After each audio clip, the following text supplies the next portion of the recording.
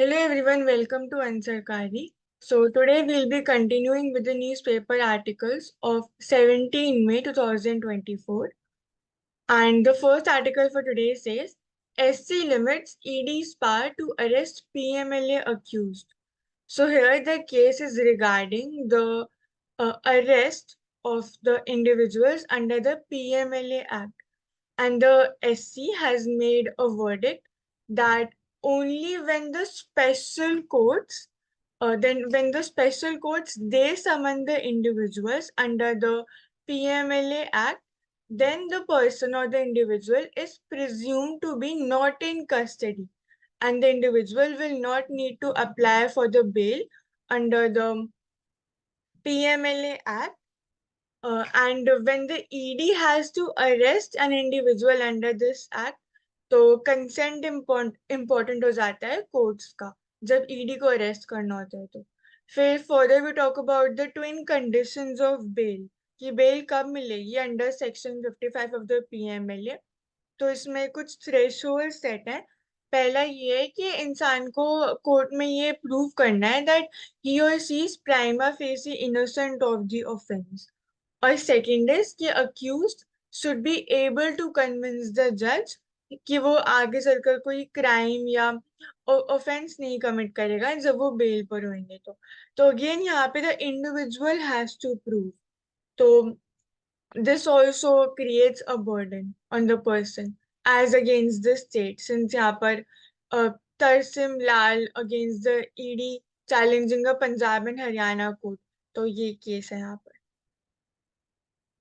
This article is also on somewhat similar lines जहाँ पे कि अरेस्ट की बात हो रही है by the nodal agencies, and यहाँ पे न्यूज क्लिक का केस है कि एससी ने ऑर्डर करा है कि whenever there is a arrest is being made, like especially under the acts like PMLA Act, फिर एनडीपीएस एक्ट हो गया, फिर यूएपी एक्ट हो गया, तो स्पेशली इन सब के अंडर में इट इज वेरी इंपॉर्टेंट कि the person needs to be informed कि वो कौन से ग्राउंड्स पे the person is being arrested. तो आर्टिकल 22 की यहाँ पे बात होती है which is specifically for the people जिनको की अरेस्ट और डिटेंशन होती है जिनकी, तो उनके राइट्स को प्रोटेक्ट करने के लिए। So Article 22 states that no person who is arrested shall be detained in custody without being informed कि क्या क्या ग्राउंड्स हैं, और वो अपने लॉयर एक्सेट्रा को भी कंसल्ट कर सकते हैं और द लीगल प्रैक्टिशनर। फिर दो फंडामेंटल प्रिंसिपल्स की बात होती है यहाँ पे, बेल नॉट जेल और इनोसेंट अंटिल प्रूवन गिल्टी। तो ये इंपॉर्टेंट हो जाता है to protect the rights of the individual कि mainly we are working against this notion के you will be presumed as criminal या फिर गिल्टी इन एनी केस। तो यहाँ पे स्पेशली न्यूज क्लिक के फाउंडर की बात हो रही है पुरकेस्टा के केस की, एंड इसमें ही वाजंट इन्फॉर्म्ड के on what grounds is he being arrested. फिर further there is data regarding the rise of cases, जैसे कि नेशनल क्राइम रिकॉर्ड्स ब्यूरो के डेटा बताता है कि 23% राइज हुए हैं यूएपीए के केसेस इन 2022 पिछले सालों से, वाइल जो पीएमएलए के केसेस हैं वो 450% हुए हैं in the first 3 years of the current government second term compared to the same period in its first term. तो this is showing the rise of these cases. तो टेक्निकल प्रोसीजर्स को follow करना it becomes important. The अब यहाँ next पे मैं add करूंगी कि दो कीवर्ड होते हैं, प्रोसीजर एस्टैब्लिश्ड बाय लॉ और ड्यू प्रोसेस ऑफ लॉ। तो जो प्रोसीजर एस्टैब्लिश्ड बाय लॉ होता है उसका मतलब है बेसिकली जब तक लॉ को इम्प्लीमेंट किया जा रहा है, इनैक्ट हो रहा है, फॉलो किया जा रहा है वो रिक्वायरमेंट, ड्यू प्रोसेस की रिक्वायरमेंट को वो फुलफिल करता है। बट ड्यू प्रोसेस बात करता है कि जो लॉ इम्प्लीमेंट हो रहा है वो फेयर होना चाहिए, जस्ट होना चाहिए और रीजनेबल होना चाहिए और प्रॉपर प्रोसीजर फॉलो होना चाहिए, ताकि उस इंडिविजुअल राइट्स जो हैं उस किसी भी पर्सन की वो प्रोटेक्टेड रहे। तो जो प्रोसीजर एस्टैब्लिश बाय लॉ है वो लीगैलिटी और वैलिडिटी, लॉ की जो वैलिडिटी है उसकी ही बात करता है। बट जो ड्यू प्रोसेस ऑफ लॉ है वो लॉ कैसे इम्प्लीमेंट किया जा रहा है उसको इम्प्लीमेंट करने के लिए क्या प्रोसीजर यूज किया जा रहा है उसके बारे में बात करता है। अगर ड्यू प्रोसेस ऑफ लॉ की बात करते हैं तो ये सबसे पहली बार 5th अमेंडमेंट में आया था यूएस के कॉन्स्टिट्यूशन में। कंटिन्यू करना। Thank you for the addition and difference. So next we talk about the health advice to take with no pinch of salt. तो यहाँ पे मेनली हाइपरटेंशन की बात हो रही है which is specifically related to the constant high blood pressure that is developed among various individuals. तो जो मेजर रीजन है वो जो एक्सेस डाइटरी सॉल्ट इनटेक होता है वो है हाइपरटेंशन का रीजन। और इसलिए द आर्टिकल इज टाइटल्ड इन सच अ वे। फिर रिस्क फैक्टर्स क्या क्या है, जैसे कि ब्लड क्लॉट फॉर्मेशन होता है, सडन कार्डियक अरेस्ट, ये सब हम कोविड वैक्सीन से रिलेट कर रहे हैं। बट जो मेजर प्रॉब्लम है जिसके ऊपर हम फोकस नहीं कर रहे apart from covid vaccine, that is hypertension, जो कि बहुत ज्यादा इग्नोर्ड है। And currently around 300 million people in India, 311 million people को हाइपरटेंशन है। This is a study that was done by Indian Council of Medical Research, India Diabetes. तो again ये जो हाइपरटेंशन है ये लिंक्ड है और भी डिजीजेस से, जैसे कि डायबिटीज एक्सेट्रा। तो इसको कर्व करना it becomes very important and इसका ट्रीटमेंट। तो first is as we just now discuss कि जो सॉल्ट होता है उसका इंटेक कम करना बहुत इंपॉर्टेंट है। तो कितना होना चाहिए? 5 ग्राम्स और मोर पर डे। तो ये एक्सेस हो जाता है, यानी कि जो सॉल्ट इंटेक है that should be less than 5 grams per day, ताकि हम हाइपरटेंशन को हाइपरटेंशन से दूर है and we don't suffer from it. तो रिड्यूस करना है सॉल्ट को, और फिर जो कार्डियोवास्कुलर डिजीज रिस्क है वो भी रिड्यूस हो जाएंगे and even mortality by huge rates like 30% and 20% respectively. और बट इंडिया में क्या केस है कि 5 ग्राम्स से डबल 11 ग्राम सॉल्ट इंटेक होता है पर डे, जो WHO ने रिकमेंड कर रहा है उससे twice. And also when we talk about the distribution of hypertension, तो ये हर सोशो इकोनॉमिक अरीनाज में ये स्प्रेड है इक्वली। 3 मेजर फोकस एरियाज होते हैं when we talk about prevention और ट्रीटमेंट ऑफ अ डिजीज। तो इसमें फर्स्ट एस्पेक्ट इज अवेयरनेस, कि लोग अवेयर ही नहीं होते दैट ऐसी कोई डिजीज भी होती है एंड कब कब चेकअप करवाना चाहिए, क्या क्या सिम्टम्स होते हैं एक्सेट्रा। फिर डिटेक्शन ऑल्सो बिकम्स इम्पोर्टेंट, कि डायग्नोसिस के टाइम पे कितनी एक्यूरेसी है, कितने एरियाज में डिटेक्शन हो पा रहा है। And then final is regarding treatment, कि how is the disease treated. तो इंडिया में जो स्पेसिफिक प्रोग्राम है related to hypertension, it is India hypertension control initiative. तो ये ministry of health and family welfare ने स्टार्ट करा था, और WHO इंडिया और भी सारे पार्टनर्स हैं इसमें। तो 5 स्ट्रैटेजीज है मेन इसमें, दैट इज एक तो simplified drug and dose specific treatment protocols, के ड्रग और डोज को स्पेसिफिक एक क्वांटिटी में लेकर के चलना एंड उसके अकॉर्डिंग ट्रीट करना है डिजीज को, प्राइमरी केयर के एस्पेक्ट की जो हम बात करते हैं। फिर इन सब ड्रग्स को स्टेट एसेंशियल ड्रग लिस्ट में भी इंक्लूड करना। फिर forecasting of drugs based on morbidity, कि जितने ज्यादा लोग अफेक्ट हो रहे हैं उसी के according we forecast the availability etcetera of drugs. फिर बजट एलोकेशन की भी बात होती है and also dispensing of 30 days of medicine, ताकि जो विजिट्स है वो रिड्यूस हो एंड लाइक अप्रोक्सीमेटली 1 मंथ में ही एक बार विजिट करना पड़े and the medicine are easily available in good quantity. Baki also, the other major areas that we talk about are awareness about the long-term adverse effects, etc. क्योंकि जो ये high blood pressure होता है ये पूरे vascular system को effect करता है, जितने भी ऑर्गन्स होते हैं like heart, kidney, brain, eyes etcetera, हर चीज को। फिर सेकेंड एस्पेक्ट की हम बात करते हैं, non modifiable risk factors. Blood pressure can be controlled अगर if it is totally based on your lifestyle, but sometimes जो नॉन मॉडिफाइबल रिस्क फैक्टर्स होते हैं वो भी प्रेजेंट होते हैं, जैसे कि जो फैमिली की हिस्ट्री है, what ever the progeny has been gone through, तो वो भी फिर जेनेटिकली पास होता है। तो उनको प्रिवेंट करने के लिए भी अवेयरनेस इज नीडेड। फिर रिड्यूस्ड डायटरी सॉल्ट कंजम्पशन, तो इसमें एक शेक द सॉल्ट हैबिट करके स्ट्रैटेजी है अंडर द WHO हार्ट्स। तो इसमें शेक की फुल फॉर्म है सर्विलेंस करना कि कितना हम सॉल्ट इंटेक कर रहे हैं, हार्नेस द इंडस्ट्री ताकि वो फूड को ऐसे उस स्ट्रक्चर को रिवैम्प करें या फिर रिफॉर्मुलेट करें कि ऑलरेडी उसमें लेस सॉल्ट हो। फिर asides adopt to standard labelling and marketing. Next is about knowledge के एक्चुअल में हम चेक करें कि कितना हम कंज्यूम कर रहे हैं सॉल्ट और कम्युनिकेट भी करें इससे आइडिया को। And then is for the environment के जो हमारी इन्वायरमेंट में हम ऐसे हेल्दी ईटिंग हैबिट्स को प्रमोट करें। फिर मल्टी सेक्टरल एक्शन जिसमें नीडेड है और इन्फॉर्म करने सिटीजन्स को रिगार्डिंग इनविजिबल सॉल्ट, जैसे कि पिकल्स, ब्रेड, नमकीन एंड पापड़, इन सब में सॉल्ट होता है, but generally we tend to ignore this fact. तो कंजम्पशन के ऊपर there should be major controls and also at last regular BP checks they become important so as for awareness and diagnosis.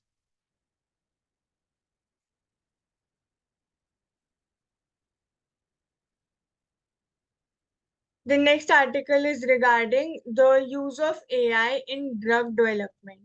तो यहाँ पे ये computational drug development की बात हो रही है कि how we can use AI या फिर जो कंप्यूटर की टेक्नोलॉजी है उसको हम ड्रग डेवलपमेंट में कैसे यूज कर सकते हैं। तो AI बेस्ड टूल्स हैं यहाँ पे दो जिनका स्पेसिफिक नेम है AlphaFold 3 और ROSE-TTA-Fold। ये दो ऐसे AI टूल्स है जो हेल्प करते हैं वर्किंग ऑफ द ड्रग, कि कैसे हम आइडेंटिफाई करें कि विच ड्रग इज यूजफुल। तो प्रोसीजर क्या होता है अगर हम उसकी बात करें तो व्हाट हैपेंस इज जो ड्रग्स होते हैं जब वो वर्क करते हैं बॉडी में तो वो एक टारगेट वैलिडेट करते हैं कि कौन से ऐसे बायोलॉजिकल मॉलिक्यूल्स, यूजुअली जीन्स या फिर प्रोटीन्स होंगे जिनके ऊपर कि वो बाइंड करेंगे काम करने के लिए। तो ऐसे प्रोटीन्स का आइडेंटिफाई करना बहुत इंपॉर्टेंट हो जाता है जो आइडियल साइट की तरह काम करते हैं जहाँ पे ड्रग्स जाकर के और काम कर सकते हैं। इसी प्रोसेस में जो AI है उसमें जो डेटा स्टोर्ड होएगा उसकी हेल्प से we can revolutionise this target discovery, क्योंकि इससे एक्यूरेसी और प्रिडिक्शन बहुत ज्यादा ऑफ इंटरेक्शन बिटवीन ड्रग और उसका टारगेट ये बहुत ज्यादा इंक्रीज हो जाएगी।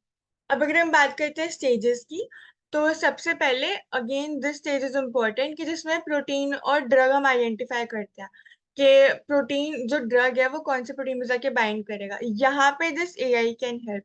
Second stages of the pre clinical phase, इसमें जो टेस्ट होता है ड्रग्स का वो मेनली सेल्स पे या फिर एनिमल्स के ऊपर हम सेफ्टी टेस्ट करते हैं पर्टिकुलर ड्रग की। And then third is the clinical phase जिसमें हम एक्चुअली ह्यूमन पेशेंट्स को इन्वॉल्व करते हैं एंड उसमें बहुत ही कम क्वांटिटी के ह्यूमंस को यूज करते हैं ताकि जो रिस्क है वो एक्चुअल में क्लियर हो जाए कि it is safe, the drug is safe to use. तो AI का इसी फर्स्ट स्टेज में यूज हो सकता है व्हेन वी आइडेंटिफाई कि जो ड्रग है वो कौन से प्रोटीन से बाइंड करेगा, प्रोटीन या फिर जीन से।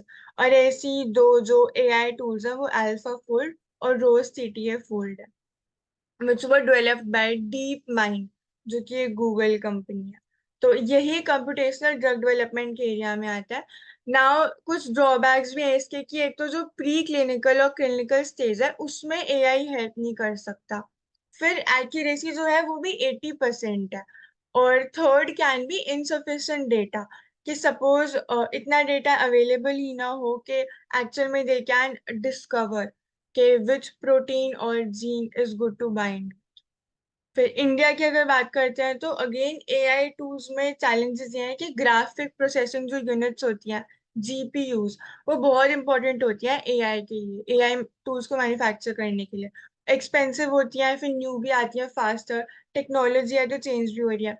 तो इसमें we can talk about the technological transfer and coordination with the other countries as well. These are the major points in this article.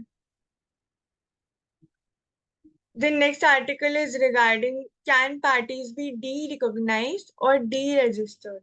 तो इसमें currently the issues regarding the powers of ECI और the election commission of India, कि क्या वो किसी भी party को D recognise या फिर डी रजिस्टर कर सकती है। तो रिकॉग्निशन और रजिस्ट्रेशन ये होता क्या है? जो मेजोरिटी पार्टीज या फिर all the parties that actually function, वो सब रजिस्टर्ड पार्टीज होती हैं, कि जिनको कि हम अलाउ कर देते हैं कि they can stand for elections. Out of these registered parties कुछ ऐसी स्पेसिफिक पार्टीज होती हैं जो कि रिकॉग्नाइज्ड होती हैं, जैसे कि नेशनल पार्टी या फिर स्टेट पार्टी। इनको ज्यादा like as the name suggest recognition provide करता है, ताकि इनको बेनिफिट्स मिले with regarding to the symbol, कितनी ये कैंपेनिंग कर सकते हैं, how many star campaigners they involve. तो specifically talking about the registered parties, तो रिप्रेजेंटेशन ऑफ पीपल एक्ट 1951 के अंडर में आता है। तो नीड क्या होती है? सबसे पहले किसी पार्टी को रजिस्टर होना होता है तो एक तो जो copy of memorandum of constitution of the party itself, वो प्रोवाइड करना होता है, एंड द बेसिक कंडीशंस के मतलब they will bear true faith and allegiance to the constitution of India etcetera. ये सब इंपॉर्टेंट हो जाता है। और लीगल बेनिफिट्स क्या क्या है? एक तो टैक्स एग्जेम्पशन फॉर डोनेशंस, ये बहुत इंपॉर्टेंट पॉइंट हो जाता है which will further also discuss regarding this. And common symbol for contesting general elections to the Lok Sabha state assemblies. और फिर 20 star campaigners. Star campaigners are mainly those जिनको के campaigning करना अलाउड होता है, बिकॉज पार्टी में there are specific candidates who are chosen who can go for campaigning. तो registered parties में 20 such campaigners are there. Data की बात करें तो इंडिया में 2790 एक्टिव रजिस्टर्ड पॉलिटिकल पार्टीज है। रिकॉग्नाइज्ड पार्टीज जो है स्टेट में, देर आर 61 जो कि रिकॉग्नाइज्ड पार्टीज है, और नेशनल लेवल पे देर आर 6 नेशनल पार्टीज। तो यहाँ पे अगेन इलेक्शन सिंबल ऑर्डर 1968 की हम बात कर सकते हैं, and registered unrecognised political party RUPP। तो इनमें हम इनसे हम रेफर करते हैं डीज रजिस्टर्ड पार्टीज। और इनमें 40 स्टार कैंपेनर्स होते हैं, यानी कि double two those of registered political parties. अब इश्यूज क्या क्या है? अगेन द मेन पॉइंट कि जो ईसीआई है वो डी रजिस्टर या फिर डी रिकॉग्नाइज कर सकता है या नहीं। तो ईसीआई के पास पावर नहीं है to deregister any political party under the RP act. और ये Indian National Congress versus Institute of Social Welfare and और तो 2002 का ये जजमेंट है। इट में deregister only under exceptional circumstances, जैसे कि जो रजिस्ट्रेशन है वो ही फ्रॉड बेसिस पर लिया गया हो, या फिर अब जो कॉन्स्टिट्यूशन है इंडिया का वो उसको फॉलो ना कर रहे हो। तो these are the basic things जिनके वायोलेशन पे दिस थिंग हैपेंस। अब मेन एक जो इम्पोर्टेंट पार्ट है टैक्स एग्जेम्पशन के ऊपर। समटाइम्स व्हाट हैपेंस इज कि जो ये पार्टीज होती है रजिस्टर्ड पार्टीज, ये इलेक्शन में कंटेस्ट ही नहीं करती, ये don't fight for election campaigning नहीं करती, बट जो डोनेशंस मिलती है उनसे इनको टैक्स एग्जेम्पशन मिलता है due to this income tax act. तो इसका एक केस आता है कि इसमें जो ये मनी फिर वो ले रहे हैं एज डोनेशंस, क्या वो उसको मनी लॉन्ड्रिंग के लिए तो यूज नहीं कर रहे। So this aspect becomes important. And यहाँ पे फिर ईसीआई के रोल की बात हो जाती है कि ECI has the power to suspend या फिर वो विड्रॉ कर सकता है। और यहाँ पे रिकॉग्नाइज पार्टीज की बात हो रही है for its failure to observe the MCC और follow lawful directions of the commission. तो ये पहले एक ही बार हुआ था बस, only once for 3 weeks in 2015, this derecognition का जो प्रोसेस है। तो यहीं पर ईसीआई के रोल को बढ़ाने की बात हो रही है in this particular case of D registering and D recognition of political parties.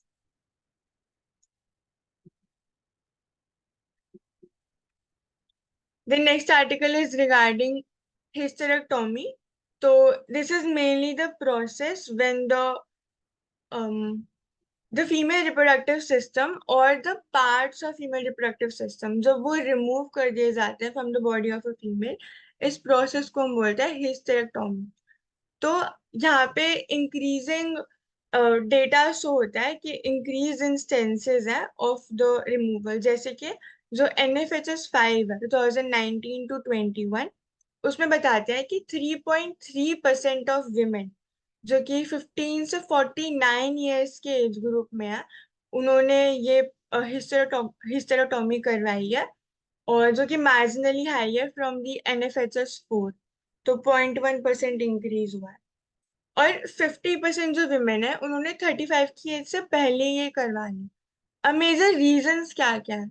Major reasons include के जो डिजीजेज हैं, सच एज के फिब्रॉइड्स एटसेट्रा, और क्वालिटी ऑफ लाइफ को इम्प्रूव करना, या फिर इवन द कैंसर, या फिर जो सिस्ट फॉर्मेशन हो जाता है, uterine prolapse, these are all the major reasons के क्यों ये चीज इतनी ज्यादा इंक्रीज हुई है।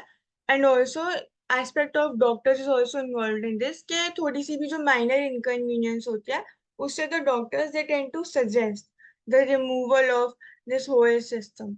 तो इसमें भी इम्प्रूवमेंट या फिर सुपरविजन इज नीडेड। एंड इसके कॉन्सिक्वेंसेस क्या क्या है? तो विमेन की जो हेल्थ होती है, लॉन्गिविटी होती है, क्वालिटी ऑफ लाइफ होती है, उसके ऊपर इम्पैक्ट पड़ता है।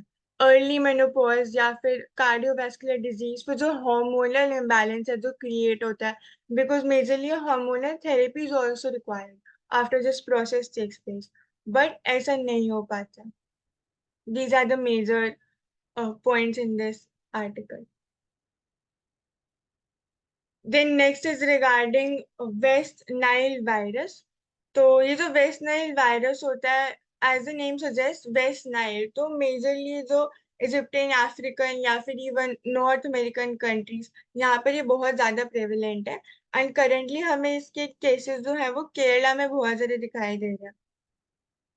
अब मेजर पॉइंट्स क्या है कि जो 80% लोग होते हैं जो इससे अफेक्ट होते हैं, वो कोई सिम्टम्स ही डेवलप नहीं करते, और फिर ऑब्वियसली वो अनरिपोर्टेड जाते हैं।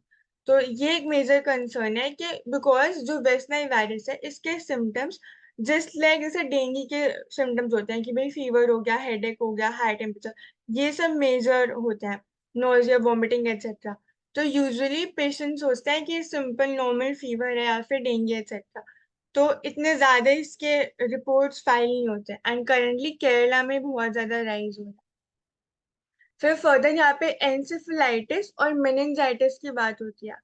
तो क्या होता है? Encephalitis is like inflammation of the brain, और जो ये वेस्ट नाइल वायरस से जो लोग सफर करते हैं, उनमें से 1% लोग ऐसे होते हैं जो एंसेफेलाइटिस से भी सफर करते हैं लेटर ऑन। और मेनिंजाइटिस होता है इन्फ्लेमेशन ऑफ द मेम्ब्रेन्स, जो कि ब्रेन और स्पाइनल कॉर्ड को सराउंड करता है। So both these things are related to inflammation.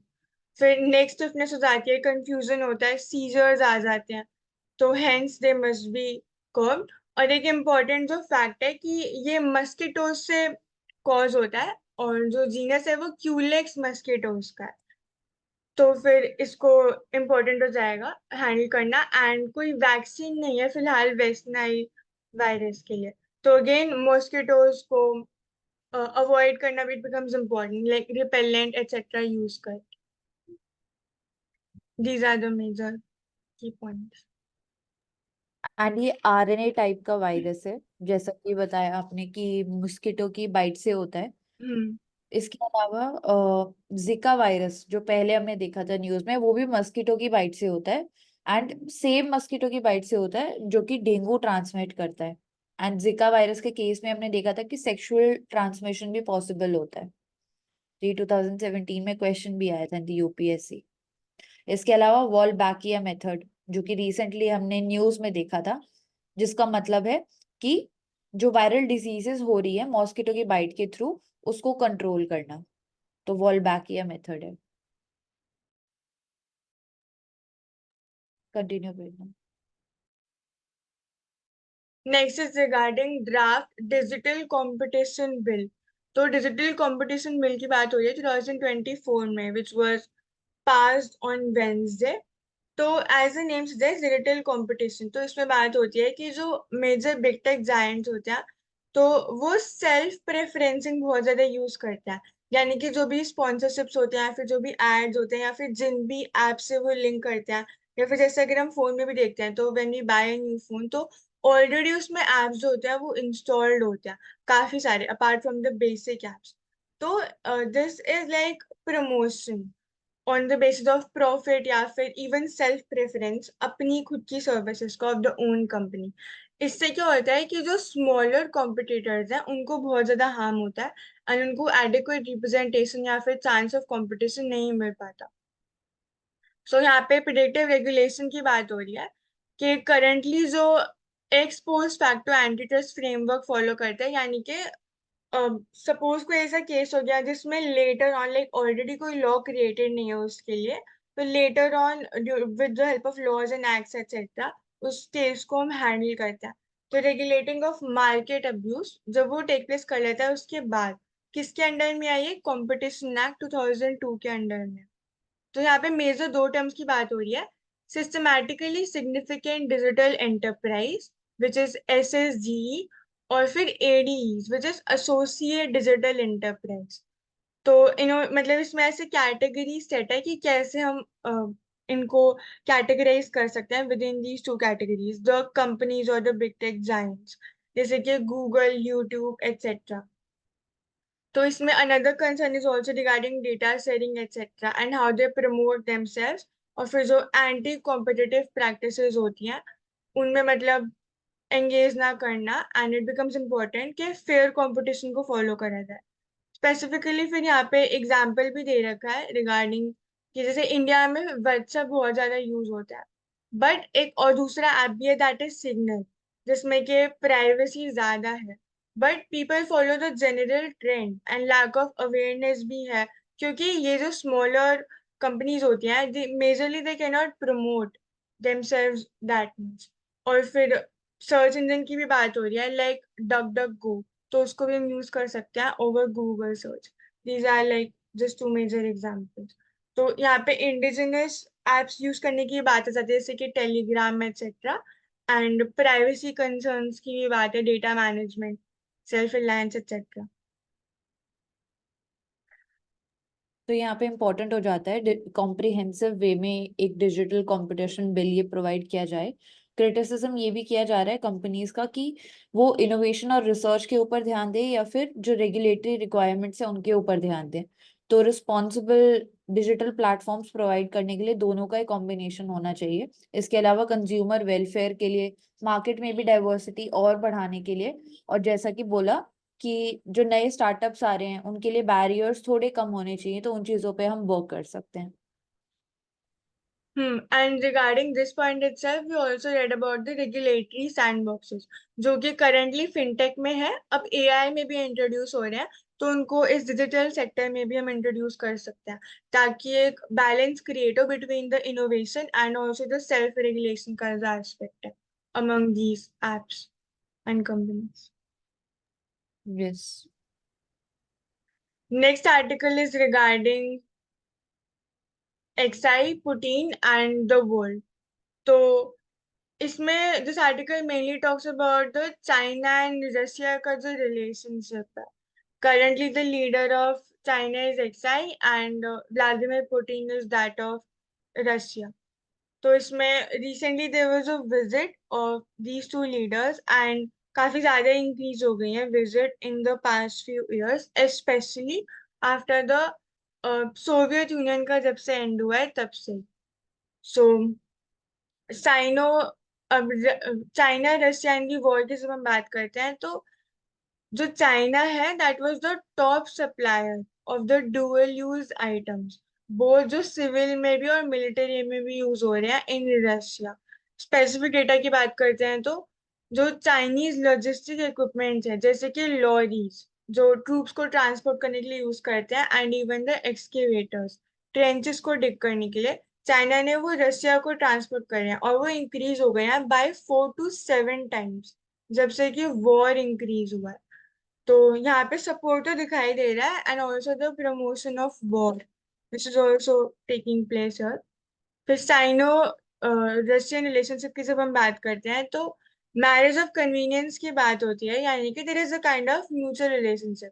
जब हम before the fall of Soviet Union की बात करते हैं तो इतना अच्छा रिलेशनशिप नहीं था between China and Soviet Union. जो चेयरमैन थे माओ जेडोंग, उन्होंने मॉस्को विजिट करा था after the founding of the People's Republic of China 1949 में। और बहुत वीक्स तक उनको वेट करना पड़ा था जोसेफ स्टालिन से मीट करने के लिए। तो इतना अच्छा रिलेशनशिप नहीं था। But after the collapse of Soviet Union 1991 में, उसके बाद there has been a lot of improvement in the relationship, और न्यू स्ट्रेटेजिक बेसिस बना है साइनो रशियन रिलेशंस का। और China has become the Russia's biggest trading partner, or even the largest Asian investor in Russia. तो China Russia को as a power house देखता है of raw materials and a valuable market of the consumer goods.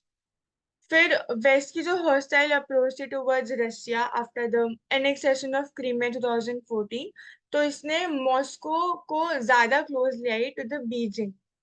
Or India has always felt that it was the West that pushed Russia to a tighter embrace of China. तो already हम देख चुके हैं कि जो world war 2 था उसमें भी majorly there was a war like situation between major two sides, यानी कि US that is the West और रशिया या फिर जो सोवियत यूनियन था इन द ईस्ट साइड। तो तब से ही this dispute has been growing and till now it continues। अब जो इंडिया की जो कंसर्न्स की हम बात करते हैं, तो about 60 to 70% of Indian defence supplies वो रशिया से आते हैं। और new Delhi it needs regular और reliable supplies, specially at the time जब इंडिया और जो चाइनीज के सोल्जर्स हैं they are locked in stand off at the border for the last 4 years। अब अगर हम रशिया की बात करते हैं कि वो कैसे देखता है इंडिया को और चाइना को, या फिर स्पेसिफिकली रशिया के रिलेशंस विद इंडिया, तो सोवियत यूनियन की जो पोजीशन थी ड्यूरिंग 1962 वॉर, वो वैसे भी सपोर्टिव नहीं थी इंडिया के। और लेटर ऑन 1971 में मॉस्को ने सपोर्ट करा था extend, but again the times have change now, क्योंकि जो चाइना और रशिया के टाइज है वो भी बहुत ज्यादा स्ट्रांग हुए हैं as you just now discussed. Therefore new strategies will be needed and एक स्ट्रैटेजिक डिप्लोमेसी इज नीडेड। अगर दोनों कंट्रीज के हम कीवर्ड्स की बात करें कि जो बायलेटरल रिलेशन है किस बेसिस पे आगे बढ़ रहे हैं, तो हम बोल सकते हैं कि टेरिटोरियल इंटेग्रिटी और अपनी सॉवरेनिटी को मेंटेन करने के लिए एक दूसरे के लिए म्यूचुअल रिस्पेक्ट, इसके बाद एक दूसरे कंट्रीज के इंटरनल अफेयर में इंटरफेयर ना करना, और हम कह सकते हैं कि नॉन एग्रेशन का प्रिंसिपल। इसके अलावा जो रशिया है वो चाइना वन चाइना पॉलिसी जो है, मतलब चाइना का जो स्टैंड है ताइवान के ऊपर, उसमें उसको फुल्ली सपोर्ट करता है वन चाइना प्रिंसिपल में। इसके अलावा बेल्ट एंड रोड इनिशिएटिव में काफी ज्यादा जल्दी जो लिंकिंग है रशिया के साथ वो बढ़ाई जा रही है। एंड हम अगर बात करें कि इंडिया क्या कर रहा है इस पूरे आईओआर रीजन में, तो हम कह सकते हैं कि ऑस्ट्रेलिया और जापान के साथ भी इंडिया अपने टाइज बढ़ा रहा है, क्योंकि धीरे धीरे चाइना और रशिया में हम देख रहे हैं कि जो मिलिट्री कॉपरेशन है वो बढ़ता जा रहा है। तो उसको काउंटर करने के लिए इंडिया ऑस्ट्रेलिया और जापान जैसी कंट्रीज के साथ अलायंसेस बनाने का ट्राई कर रहा हम्म। है। Continue. Next article is regarding politics served with concise social media content. So again, this article is mainly highlighting the interlinkage between the use of social media and जो political ideologies है उनका promotion, या फिर even जो communal disharmony है वो भी create करना, all these things they are interlinked। फिर fake promotion या फिर जो हम बात करते हैं manifestos etc fake cause, वो सब यहाँ पे इंक्लूड हो जाती है in this particular aspect as well, interlinking it with the use of artificial intelligence। तो इसमें accelerating dynamics of collective attention है, ये स्टडी पब्लिश करी थी इन नेचर। तो इसने डायलाइट करा है कि जो ह्यूमन अटेंशन स्पैन है उसका डिक्लाइन हुआ है from 2.5 minutes 2 decades ago to just 45 seconds today। तो ये मेजरली इसका रीजन क्या हो रहा है कि जैसे हम यूट्यूब पे भी देखते हैं कि शॉर्ट्स आती है which last from around 30 seconds to like 1 minute। और इंस्टाग्राम पे भी वी हैव रील्स का जो प्रोविजन है। तो ये मेजर सोशल मीडिया के एप्स हैं एंड इनमें these are the most watched videos, क्योंकि इसमें जो अटेंशन स्पैन है वो बहुत ज्यादा कम होता है।